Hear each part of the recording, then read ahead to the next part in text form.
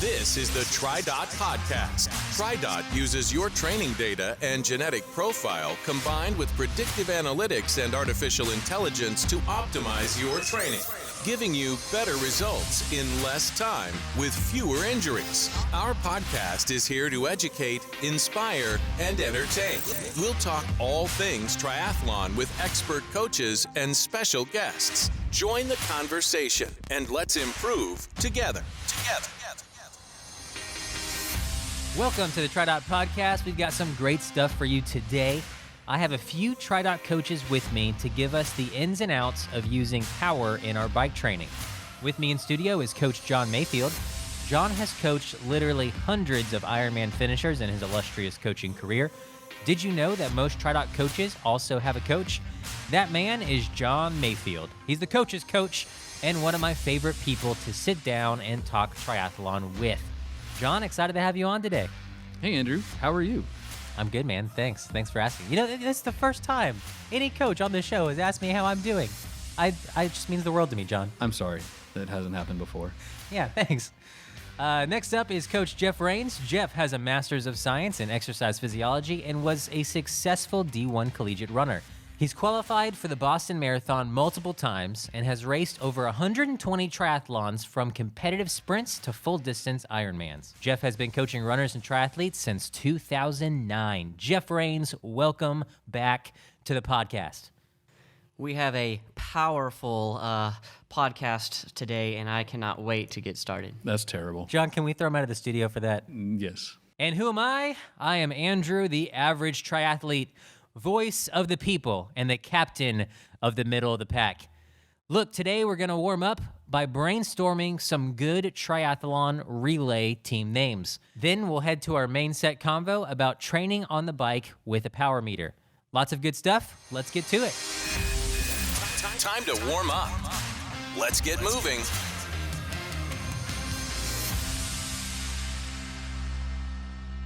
If you're not up for a full-on, all-out swim, bike, and run, you can still participate in a triathlon. There's a mighty fun option called a relay. And if you've ever been part of a race day relay, you know that half the fun is naming your relay team. Jeff, John, if you were leading a relay team, what would you choose for the team name?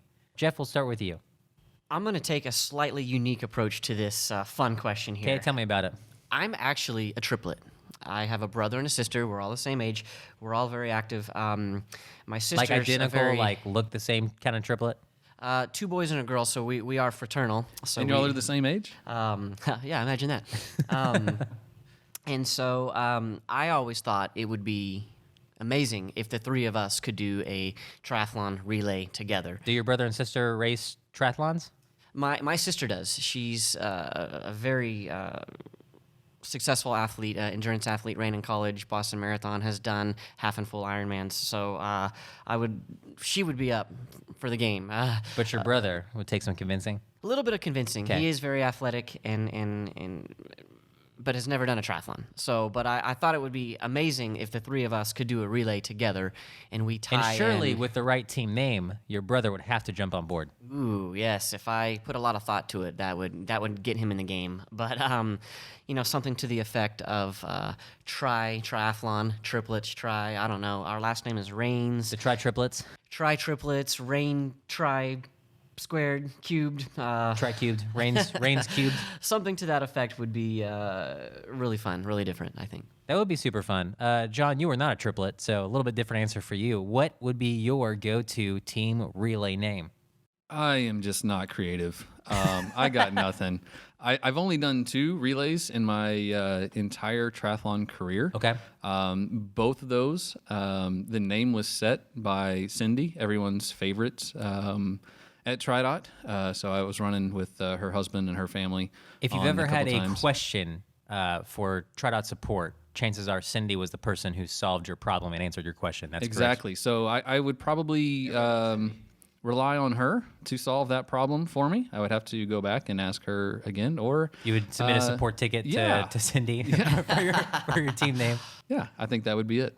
Okay, I think we need to crowdsource this one because I think, John, for you, I kind of want to hear what the people think would be a good team name. So if you're out there and you're listening, we're actually, let's do this. We're a little podcast audible.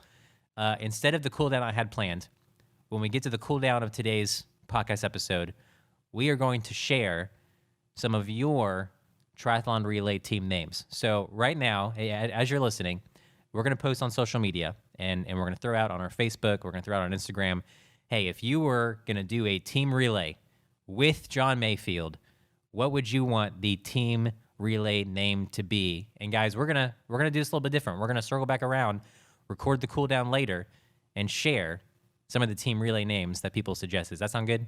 This will be great. On to the main set. Going in 3, 2, 1.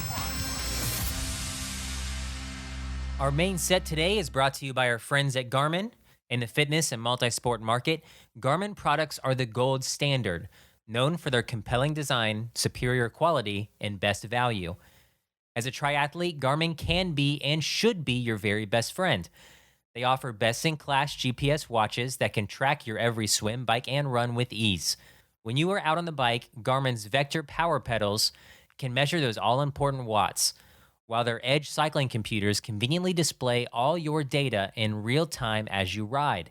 You can also bring Garmin into your pain cave with their Tax indoor trainers and accessories. I tell everyone who will listen that my Tax Flux indoor smart trainer is the best investment I have made in my own triathlon training. The best part is Garmin is fully integrated with TriDot, so your Garmin Connect and Garmin Health data seamlessly streams to TriDot and your training is continually optimized. So head to Garmin.com and check out all the cool tech they have to offer. There is no doubt that knowing the amount of watts you are producing can give you more insight into your cycling.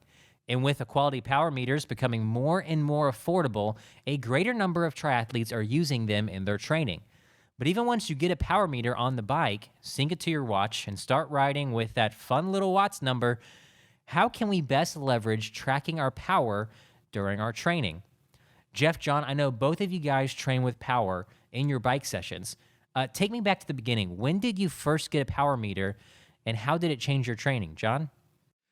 So mine goes way back. I've been using power for probably 10 plus years. So you were an early adopter. Yeah. And it's kind of a funny story that I actually remember quite vividly. I was still relatively young in my racing career. I had some money burning a hole in my pocket, and this was back when Coach Boo was still coaching. He was my coach. That was in the early days. Coach Boo being Jeff Booher, founder of TriDot.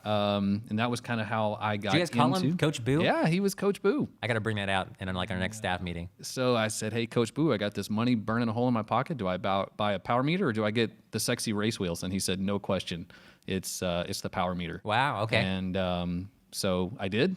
So once I got the power meter, it did change training. Previously, I'd used exclusively heart rate and rate of perceived effort. So there are several benefits to adding power. So the training improved, racing improved, all from integrating that power meter in. So it was really in making the training better. It made me better. So and that's something I've been able to continue throughout my triathlon career. Whereas the race wheels were would have been a one-time thing. They were worth what they were worth as far as speed and time, and that's all they were ever going to be. And I was able to add those later, so I did get those, but definitely was the right advice to invest in the power meter. Race wheels just look so much better in the post-race pictures, right? Jeff, how about you? When was your introduction to getting a power meter in your training? Well, unlike John, I did not have money just burning a hole in my pocket. I wish that was the case. It's been a long time since that's happened. Not since then. I've been using power probably 7 to 8 years, and I'm a little bit of a unique story. I have been coaching for 10 plus years, actually 11 now, and facilities at which I've been a part of have had power. So for me personally, I had always done FTP tests. Even in grad school, I did a bunch of VO2 max testing, blood lactate, kind of ramp testing using power. But actually owning and having my own power meter because our facility was one of the first in the state of Texas to have full class automated sessions where 10, 15 people can get on maybe a kicker, and we automated our workouts using Perf Pro, cool big screen TV and all that cool stuff. So our facility had power. So I just used that for years. Well before all of us could do that in our living rooms. Exactly. This is before the new age of Zwift and all that fun stuff. And so my team, probably 4 or 5 years ago, all got together and bought me a Rotor 2N power dual crank-based power meter as a Christmas gift. They all came in, did that, and that was John, have your athletes ever bought you something like that before? Never. Oh man, it was an amazing surprise. Love the team, love that group. But they all got together and bought me a Rotor, very high-end power meter, and so that was the first time I had actually owned power. What a way to treat your coach. I know. I'm indebted to them tremendously. But that's the first time I had it on my bike. Very high end, very cool, and we'll talk a little bit more about that later and how that works. But then, I eventually bought my own Wahoo kicker, and now using the whole Zwift. So now I own them on my bike and on a smart trainer as well. Well, very cool. So, guys, there are different types of power meters. So let's just start here. There's the power pedals. There's wheels that have power built into the hubs. There's crank-based systems. Is one of these better for our triathletes than the others, or is a power meter a power meter? I would say a number of years ago, a power meter was not just a power meter. You could argue that crank-based might be a little bit more accurate than hub-based or something like that. I think kind of an industry rule is that the standard error of estimate or how accurate actual power being produced versus measured power, there's a differential, and there's a lag, or there's a little bit of an error, and so it's kind of understood, at least when power kind of first came out, that the furthest away from the crank or from the foot, let's say the human body, the furthest entity away would be slightly less accurate. So if you're measuring so if it's in the wheel, if it's in the hub of the wheel, that's farther away from your foot than a power pedal. Yes, so power is being produced, and there's a time delay and a power measurement delay versus actual. And so I would say that the industry now has closed that gap. And I'd say that kind of 1.5 to 1.5% differential there, or less, would be kind of considered a more accurate or better kind of new age power meter. So now you could almost argue that a power meter is a power meter because they're that accurate now. So it's less about one being better than the other, and it's more what suits your needs when you're looking to purchase a power meter. Yes. So kind of to each their own. If you travel a lot and you want access to power, you might want a pedal-based power meter because they're portable. Take them off, travel, not a lot of space, not a lot of weight. Having a road bike and a tri-bike, that's why I went with a pedal one, is so I can switch it between the bikes, and no matter which bike I take out, I have the power meter available. Exactly. There's a lot of different ways to measure power. There's a lot of ways to make them more portable and not. So a lot of it kind of depends on your story. But for now, the industry is getting to a point where those different entities and ways to measure it is becoming more and more accurate. So, John, if someone doesn't have a power meter and they're interested in making that investment, is there a certain a brand or type of power meter that you would recommend? And what else do people actually need to get started training with power?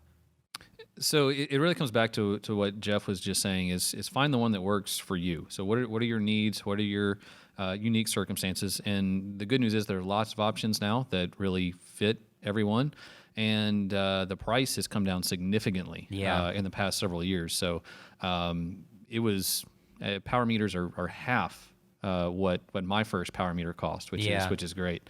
So it's more affordable for everyone. So more and more people are using it. That financial barrier has been somewhat removed or at least reduced. So my recommendation is to do it as soon as possible, simply because it really is that powerful of a tool. It's going to make your training that much better. So find the one that works for you. What's within your budget? What are your needs? But I would definitely recommend prioritizing that on your list. So when you have your wish list, Christmas, birthday coming up, whatever, maybe bump that to the top. We all know what toy we want next. And exactly. So if you so don't my have recommendation is the power meter. So from there, it's as simple as getting it set up, adding a power data field to your watch or cycling computer. You'll need to complete a power test, and we'll talk about that here in a little bit. But from there, you're basically establishing your training zones, and TriDot will take care of the rest. Know exactly. You buy it, you install it, you sync it to your Garmin, your Polar, whatever you got, and you're ready to rock and roll. Absolutely. From there, it's just following those prescribed intensities. And it's, for a long time, I think there's kind of been a mysterious cloud around training with power, racing with power, but it's really not that complicated. And we'll get you taken care of. I would even add one more little tidbit here, in that there are different types of power meters, right? We've addressed that, and we're going to dive, I think, a little bit more deeper into that. And we've kind of talked about that the industry is now getting more and more accurate versus actual power versus measured power. But the convenience factor is one. So like we said, if you're moving power from device to device, and yes, kind of in this age, power is power. Power meters are power meters. But I would stress also, take it a step further, in whatever method or entity or device type that you use to collect power, I would make sure that strain gauges are what are being used to directly measure that deflection caused by the applied force that you're giving. So it's an exact measurement. They're much more precise. Strain gauges are kind of the industry leader of being as accurate as possible and delivering consistency through each device. So you could argue that one device might be 0.5% different hub-based versus crank-based, but strain gauges are always constant in how they deliver that differential. So in a month from now, you wouldn't want something to be, more percent or not as constant. So constant power throughout each type of workout, whether it's a stamina or an intensive workout. So we want that constant, same deliverable standard error of estimate. And strain gauges give that more accurate. So whatever. One, kind of narrow down, do I want a wheelbase, hub base, crankbase? Do I want dual power? Do I want it on the left and right pedal? So once you kind of find your price point and which one you want, you can do some research amongst brands to see kind of how they're delivering or measuring that power. So when I'm an athlete, I'm looking at different power meters. I'm considering which one I want to buy. I'm on Garmin's website. I'm on, Stage's website. I'm on, whatever brand I'm looking at. In the description for that power meter, it should say it's a strain-based power meter. Yes, and is that what I'm looking for? And some people are like, "Why is this one $600 and this one $1,600?" The amount of strain gauges inside the actual apparatus means something as well. So all of that stuff will be in the description. And getting with a coach or even talking with customer service in those brands to have somebody explain a little bit of that, they'll be able to dive much deeper into that. And so that's kind of why there's such a big cost differential there. So there are some folks out there that have a power meter on their bike and they have a smart trainer in their pain cave, which, Jeff, you said that's the case for you. That's certainly the case for me. And some of those smart trainers also have a power meter built in. So when we're training indoors, which power meter should we reference? The one on our bike or the one on our smart trainer? Consistency is key. If you have access to both, I like to measure both, collect both, compare them, but a lot of it depends on the time of season that you're in. Let's say that it's winter and you probably aren't going to be riding outside for the next 4 months at least. So automating those workouts is key, and so I would say that your indoor smart trainer would be maybe you do your next FTP test on that and use that smart trainer's readings over the one that's on your bike. But tracking gains and losses is what's key, and being consistent in that method is key. So once you start getting outside more, and maybe as the season starts, and you could switch that over and start using your bike's actual power reading while riding on the smart trainer. If you want to kind of start watching heart rate versus power inside of that. Because if I do a lot of my training indoors, which I do a lot of my training on Zwift indoors, keeps me off the roads. On the weekends I'll go out and ride. But yeah, if I'm only looking at, and for a long time I did this, and actually just recently I've started looking at both, because for a long time I was just looking at the power reading from my Tax Flux and not looking at my pedals. And then you go outside to do your assessment, or you go outside on race day, and suddenly you're trying to hold a certain power zone on the pedals that I'm basing off of my training on the indoor trainer, and that can lead to you kind of having an inaccurate idea of how many watts you should be holding on race day, right? Yeah, and a lot of it depends on kind of like what you were referring to, the device at which is collecting that data. So if you don't have like a wearable device, like a watch or a head unit that collects power from your indoor smart trainer, but when you race, you're going to have to use a different entity, then that would definitely affect the power differential which you're using. So let's just say that you have one brand's highest end crank-based power meter. Then you have another brand's exact same model, right? Their version of the other. Well, they could be reading 10 or 15 watts different. From brand to brand. They're getting much narrower in that, bell curve now. But I would say consistency is key, and making sure that the device you're using to collect the power is what you're always going to use. Yes.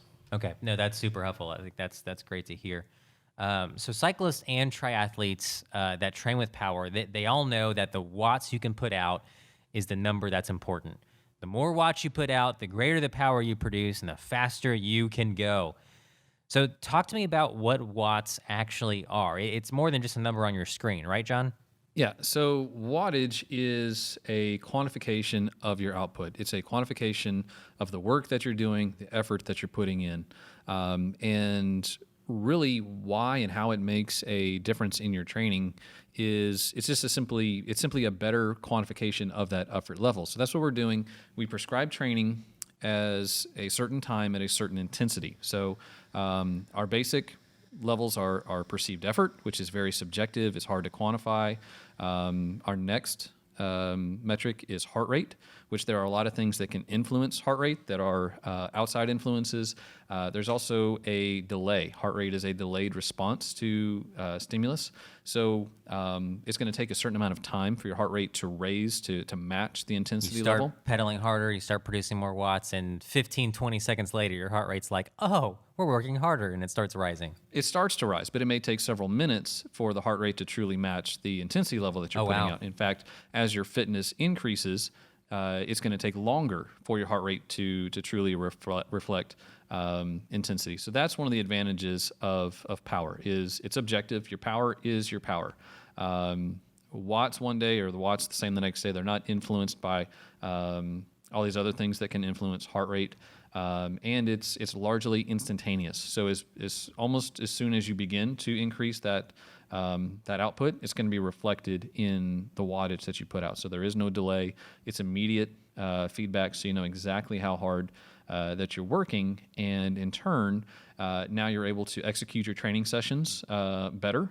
And you're able to execute on race day better as well, because you have that instant feedback, and that feedback isn't clouded by some of the things that can influence heart rate or even the subjectivity of perceived effort.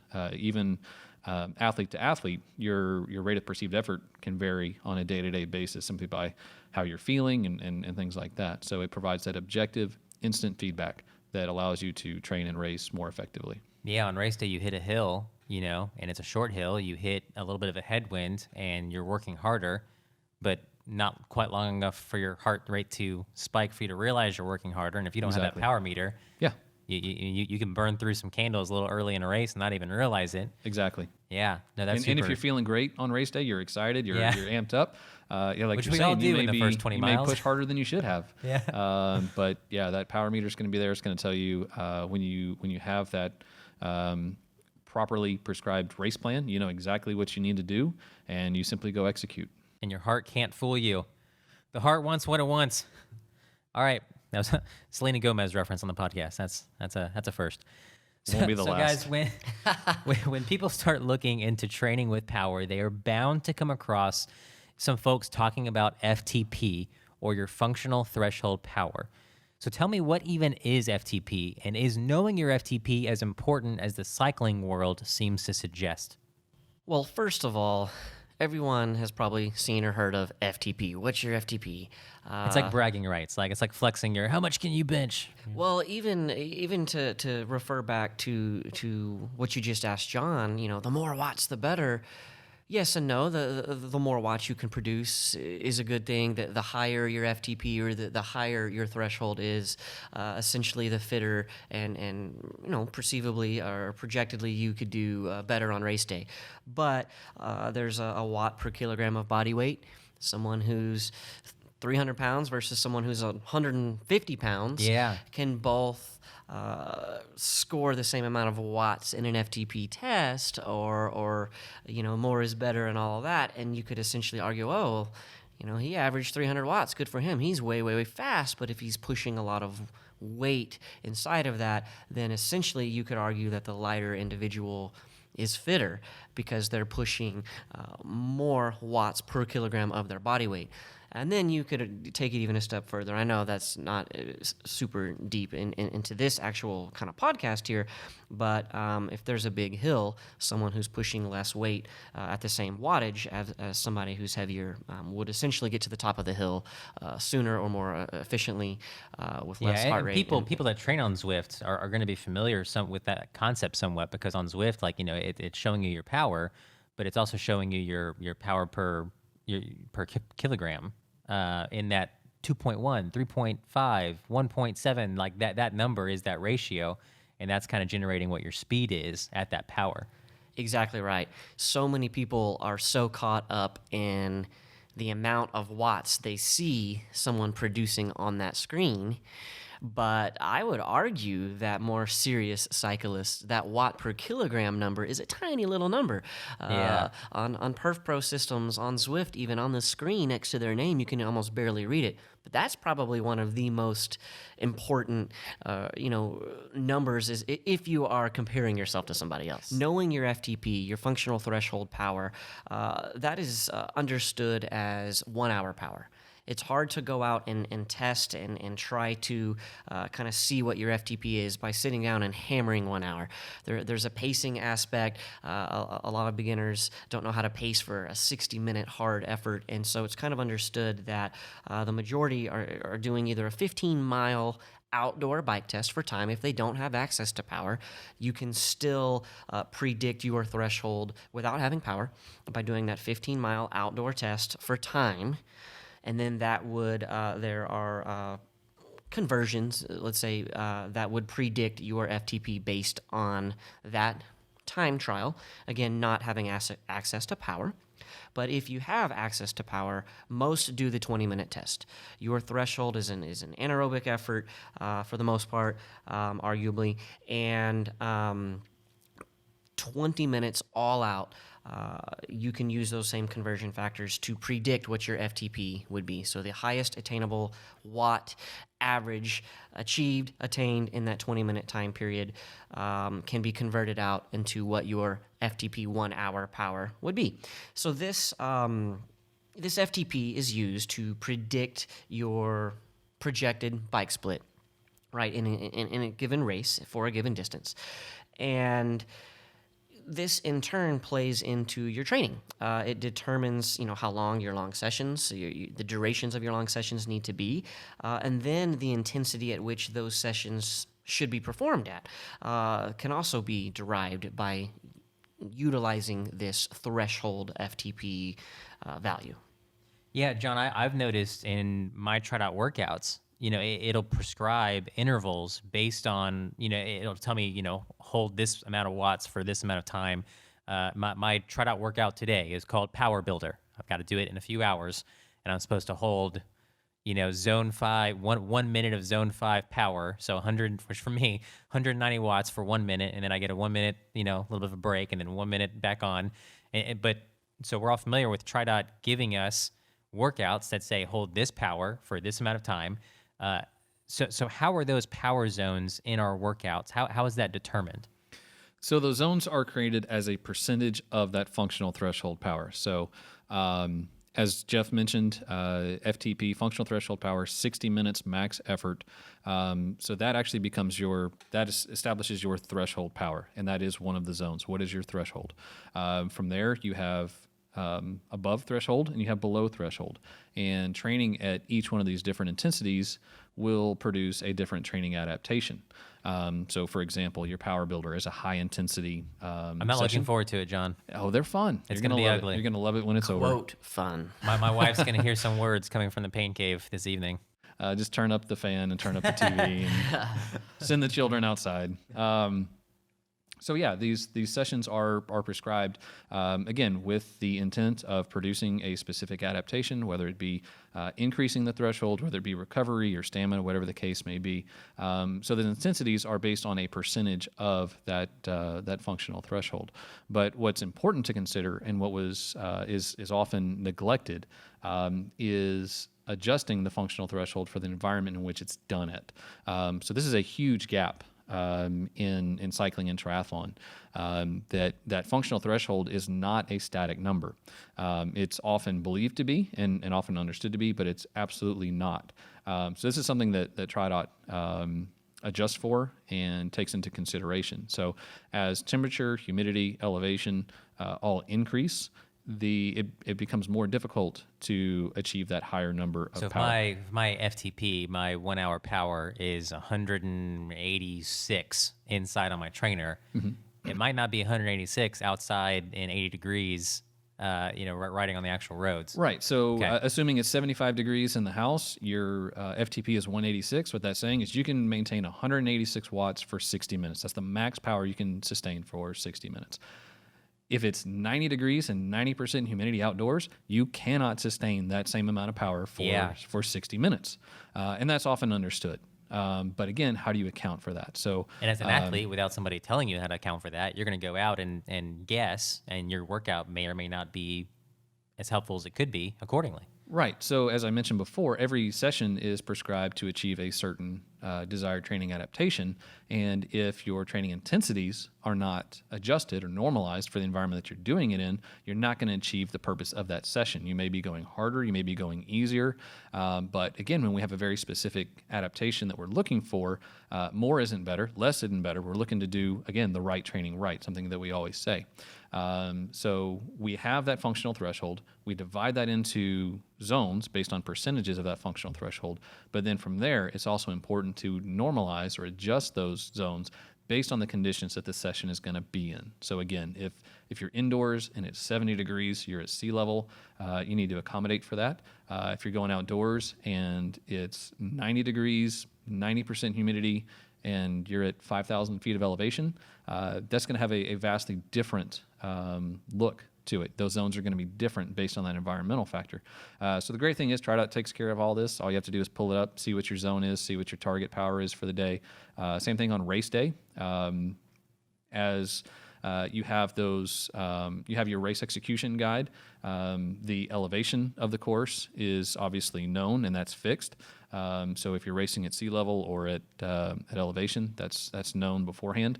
But as the forecast is known, you'll have your pacing for race will be adjusted, and then as the forecast gets closer to race day, it will adjust as that forecast becomes more and more accurate. The closer to race day, obviously, the more accurate the forecast will be. So those race execution guidelines will adjust for the forecast. So again, it's important that you train according to the environment that you're training in, and also very important that you race according to the environment that you're racing in. Yeah, no, that's all super, super cool, and something that your average athlete wouldn't be able to do on their own. Jeff, do you have Anything to add to that? I do. TriDot does all of these amazing things that John was just mentioning. So TriDot knows your results in your test, and again, it normalizes that data to accommodate real environmental conditions. And then, like John said, it does it on, it takes it a step further, and TriDot knows your race that you're training for, the elevation gains and profiles and weather and all that cool stuff, and it normalizes your normalized assessment to make it even more accurate. So, for an example, the gap, I would say, even error in the sport, in the coaching world, and as being an athlete, is that there are formulas. So let's just throw out an example here. You go do a 20-minute test, and you average 200 watts for 20 minutes. Okay, well, Google will say, let's take 95% of that 20-minute test, and there's your FTP. Okay. But I know internally, if I'm hanging on for dear life to produce 200 watts for 20 minutes, there's no way I'm holding. So what? 95% of that would be 190 watts. There's no way I could hold 190 watts for an hour if I barely hung on for dear life to do those 200 watts for 20 minutes. For some, absolutely. I would say for most. I'm a decent cyclist. I've put this theory to the test. And so let's just say my test was 200 watts and 95% of it, which is the norm. Everyone out there says, okay, take 95% of your 20-minute test, and that is your FTP. That is what you should be able to hold for 60 minutes. Well, let's just say I tested at 200 and I typed in 190 and I tried to hold it for 60 minutes, and I'm a pretty strong cyclist, you know. I made it 46 or 47 minutes, and I was toast. There was no way I could hold that. So you still had 25% of that hour left, and you were toasted. Yeah, I mean, and so... Jeff, thank you for going out and putting that to the test so we all don't have to. And so there's a pacing element. There's a grit factor, I call it. Some people just test better at higher intensities and can hold that for longer. And so anyways, you know, how is everyone in the world exactly 95% of that? But anyways, what I like, let's take it one tiny step further. So now we know how to guess or somewhat establish somewhat of a true FTP. You do the 20-minute, you take 95%. That's what you can hold for an hour. But then there are more formulas. So let's say you're training for a half Ironman. Half Ironman is a 56-mile bike portion of the race. So let's just say Google, or the kind of the understood rule, let's say, is that, okay, we know your FTP. You did your 20-minute test. You took 95% of it. Well, then Google, or let's just say the leading rule is for a half Ironman, you race about 80% of your FTP for a half Ironman. That's kind of understood. It's just a go-to quote safe number. And for some people, that number might work out great. For other people, that number might not work out so great. So, but I mean, to your point, that I just as an average athlete, before I started training with TriDot, that's exactly what you would do. And I did it too. And as a coach, as a coach, I would, you're looking for some form of guidance on how should I execute on race day based on my FTP supposedly being this number. Yeah, and then you would take approximately 80% of it, and that's a starting point. Okay, so here's a goal. 80% of your FTP is what we're going to at least start to shoot for your race. Well, then there's a little bit of guesswork. Okay, now coaches can narrow this down decently based on athletes they've seen and coached and trends they've seen before, but TriDot takes it a much step further with millions and millions of data files and trends. But what if your course has 5,000 feet of climbing, but someone else's course is flat as a pancake? What if somebody's 56-mile bike ride is at 100 degrees, whereas another athlete's it's at a 40-degree temperature on that day? And so kind of just to take a tiny step further to John's point that he said earlier. Yeah. So TriDot normalizes your data when you do the test to establish much more accurate FTP numbers. But then we don't just apply the 80% rule. We know the course you are training for. We know how you are projected to do on that race day, and we can prescribe much more accurate race day prescriptions. Let's say on will you do better off after swimming, holding 78% And will that yield a better runoff? And, maybe you're a strong cyclist, and so you can hold 82 and still. So there's a little bit of guesswork in that. Okay, well, not with TriDot, but the gap in training is that there's a little bit of guesswork. Okay, you have a hilly course, so maybe we add 10 minutes to that race day split. Okay, we still have a run off the bike. So anyways, TriDot normalizes that data and prescribes much, much more accurate and precise FTP numbers. So with that FTP number, John, you talked about how that helps us establish, how we train and what powers we hold in our training sessions. So my training plan has a couple different types of bike sessions that I've seen, right? There's some bike sessions that are more focused on just zone 2 power and keeping that lower power amount for a longer duration.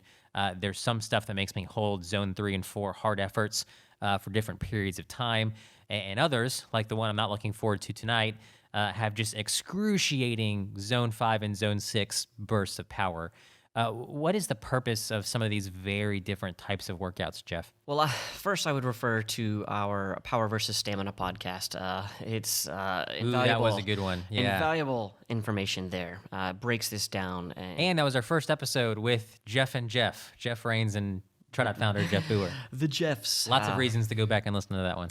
Now, I would say that there's a power versus stamina aspect. It depends where you're at in your season. Are you in that kind of preseason, early season base phase, some people will call it, where we prescribe a lot of developmental strength and power. We want to prescribe a lot of quality. We want to raise your thresholds, get your 5K as fast as you can. And so we're developing threshold first, so later we can add safe volume and build stamina around those established thresholds. So the purpose of these higher intensity workouts are to give a certain adaptation to help hone in on and develop our thresholds, raise our thresholds, so we can hold percentages of those for longer durations in that stamina phase. So zone 2, arguably, kind of no matter who you are, that aerobic threshold will fall in that kind of lower zone 2 range, and your anaerobic threshold will fall in that zone 4 category. So we're going to differentiate between zone 2 and zone 4 a lot in how we prescribe our TriDot workouts. So when an athlete gets a new power meter and they begin to use it in their training, it's so easy to just hop on the trainer, hop on the road outside, look down at your Garmin, look down at your watch and see the power number that's being produced and just kind of write off of that based on what the workout that day is supposed to be. At the point we have a power meter, John, do things like heart rate and average speed still matter? Or are we really just looking at those watts in our sessions? So I would say that heart rate is still an important metric to pay attention to. Speed, not as much. Speed is largely irrelevant. It is what it is on race day. Obviously, race day is important speed, but not so much in training. You could be in a headwind, tailwind, uphill, downhill. That's all going to have a massive effect on your speed, but has no indication as to your fitness or your current intensity. But power is really more of a input metric. So it's gonna measure the amount of work that you're putting in. Heart rate, as we kind of mentioned earlier, is a delayed response to that stimulus. It's going to provide some feedback as to how your body is responding to that. So it's more of an output. So the power is the input, the heart rate is the output. So heart rate and power are most powerful when they provide context to one another. So you have your power, you have your heart rate, you see what is the input that you're having, and then how is your body responding to that? What is the output? It becomes real important especially in your longer training days and especially your longer races. If your heart rate is elevated above what it should be, for a given power, that's very important information to know. If your race plan has wattage of X and a heart rate of Y, but your heart rate is significantly higher, especially over a long day at Ironman, that's going to catch up for you. It's going to have big implications. So as valuable as the power information is, it becomes even more powerful when we combine that with heart rate to really see what the body's doing, how the body's responding, and is that still the right power? Is it still appropriate, or do we need to back off power so that the body can better absorb that input and better respond to that input? Yeah, I would say we don't always live or die just by power. If power is becoming more of, let's say, the gold standard, there are points at which heart rate will trump power. And so, like John said, when both of them working together and understanding that relationship and how you should respond to it, that is where it's the most effective tool, where you're using them both together. Because there are instances in training rides and races where you would maybe want to utilize average versus normalized power. Those are two different metrics. I'll kind of explain that in just a quick second, but I want to iterate one quick thing. If watts and power are an exact measurement, there's not a lag or delay in heart rate, but let's just say that you have a very, very long downhill. It might be a 1% grade. It might be an 8% grade. So whether you're going, 25 or 45 miles an hour, you're still going very fast. And momentum is helping you. Gravity is helping you. And it sometimes is very hard to produce an overall kind of average goal wattage for a given race distance. So if you're supposed to hold 200 watts, but you're going 45 miles an hour down a hill, and you're only producing 60 watts, but you're going fast, you're going to use a ton of effort to try to get up. You may not even have enough gears on your bike to get the watts that high, but you're going 45 miles an hour.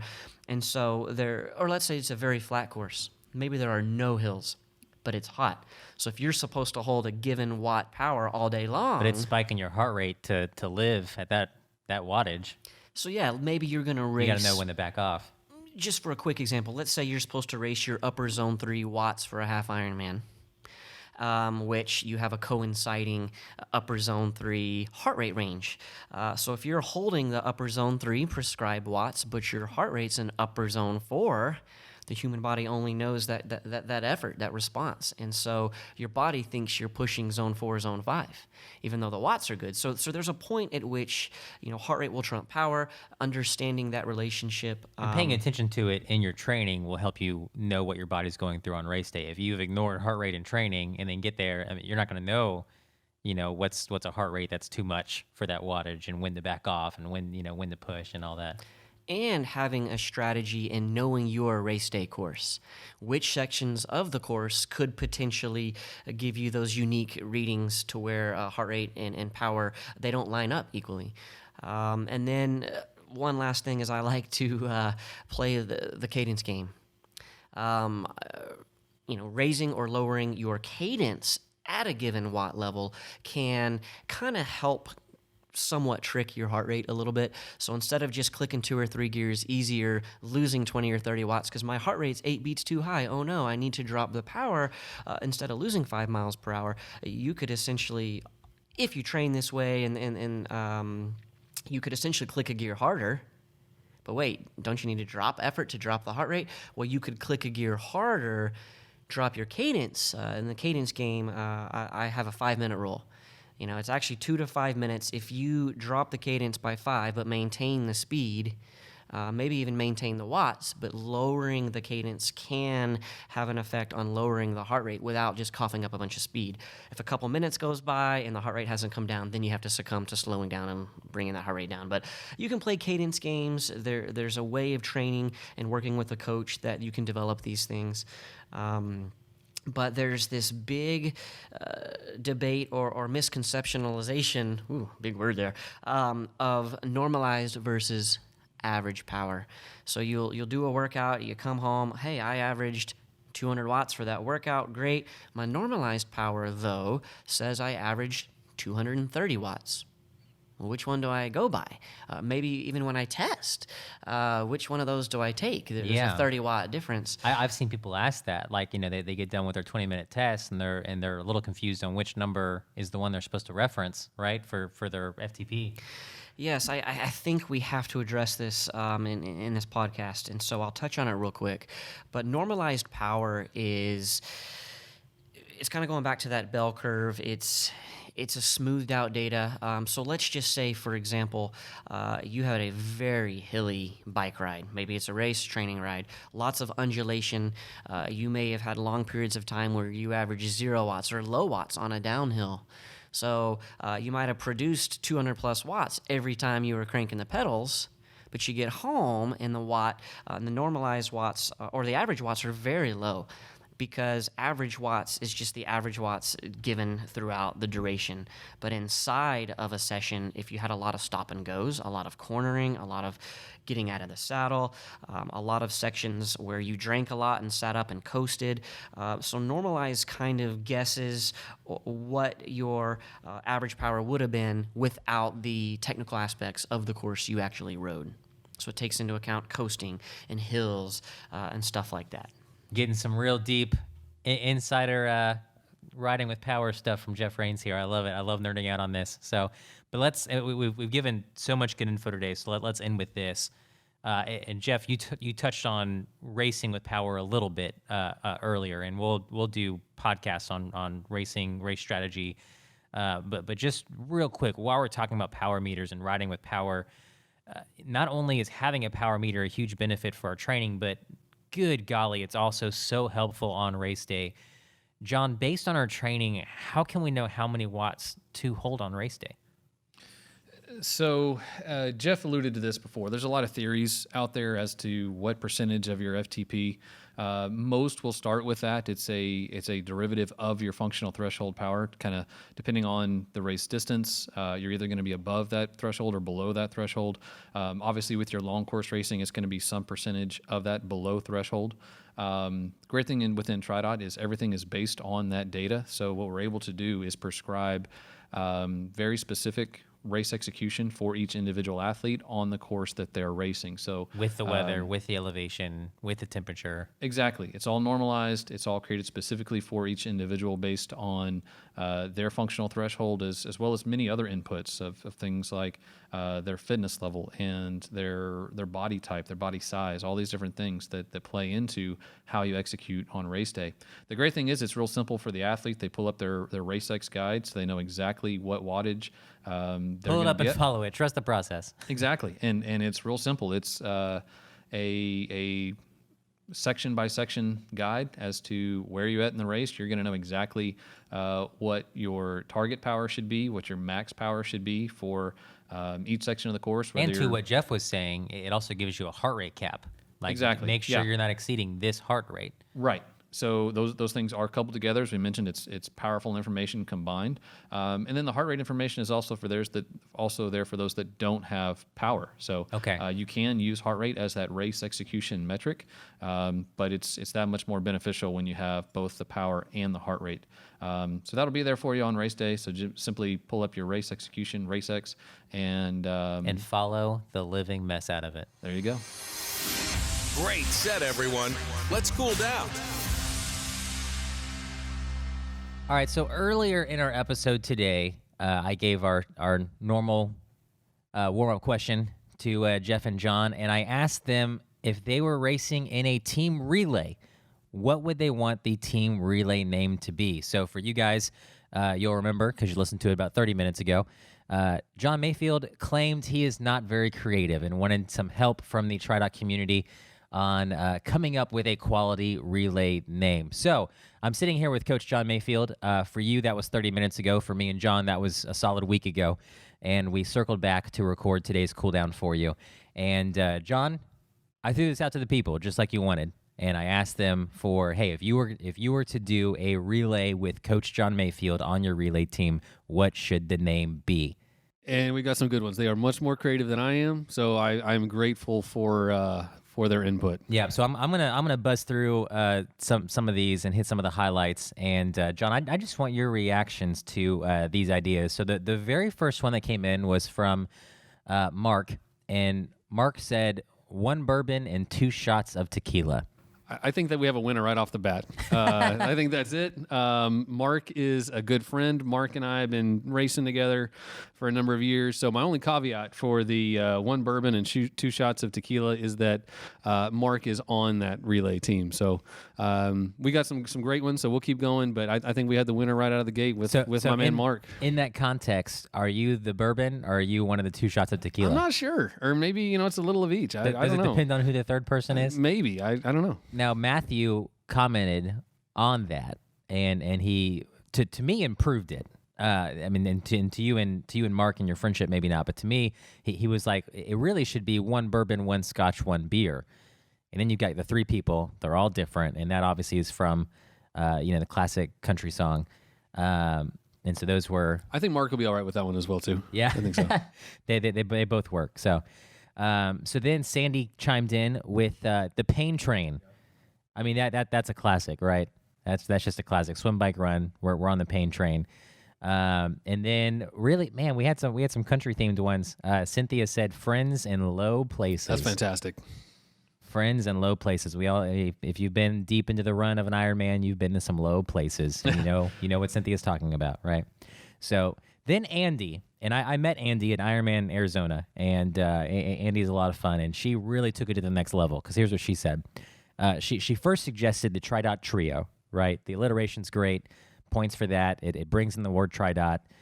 John's the lead coach here at TriDot, so that's great to bring that in. But then she said this. Does she get to pick the third person in this relay? Because if so, she's picking TriDot coach and podcast regular Elizabeth James, in which case she wants the team name to be We're All Just Trying to Keep Up with EJ. That's like the story of our life. So that's just that's it anyway. Andy, thanks for kicking it up to the next level. And that would be a fantastic relay. And yeah, I'd just be trying to keep up with the ladies at that point. So not just that's EJ. very true. Yeah. Andy's no slouch herself on the race course. So then Aaron, who I also met in Arizona, he said drinking team with a triathlon problem. Yep. Which I know that speaks to a lot of athletes out there. Leslie said, I lived. Hopefully. I mean, that's a celebration when you get to the finish line. You lived, right? Absolutely. Step 1, don't drown. And then this was my favorite, John. I know that you said the winner was just the first one. The last one was, to me, the winner. It has my heart. Trey's briskets. Trace briskets, yeah. The tastiest of all the suggestions. So thanks, Charles, for coming in right at the last second and suggesting the tasty Trace briskets. Brisket 1, brisket 2, brisket 3. One of the briskets swims, one of the briskets bikes, and one of the briskets runs. It doesn't sound as good when you put it that way. To cool us down, close us out, you're picking one. Is it the first one right off the bat? Yeah, I think so. Got to go with my man, Mark. All right, Mark. Shout out to you. Thank you for helping John narrow down. Let's go relay. And to all of our suggestions, thanks so much. I look forward to seeing John Mayfield and Mark on a course with a third athlete, 1 bourbon, 2 shots of tequila. Well, that's it for today, folks. I want to thank coaches John Mayfield and Jeff Rains for talking us through bike training with power. Shout out to our friends at Garmin for partnering with us on today's episode. If you are interested in training with power on the bike, head to Garmin.com to find out how Garmin can help. Enjoying the podcast? Have any triathlon questions or topics you want to hear us talk about? Shoot us an email at podcast@triathlon.com or head to tridot.com/podcast and let us know what you're thinking. We'll do it again soon. Until then, happy training. Thanks for joining us. Make sure to subscribe and share the TriDot podcast with your triathlon crew. For more great tri content and community, connect with us on Facebook, YouTube, and Instagram. Ready to optimize your training? Head to TriDot.com and start your free trial today. TriDot, the obvious and automatic choice for triathlon training.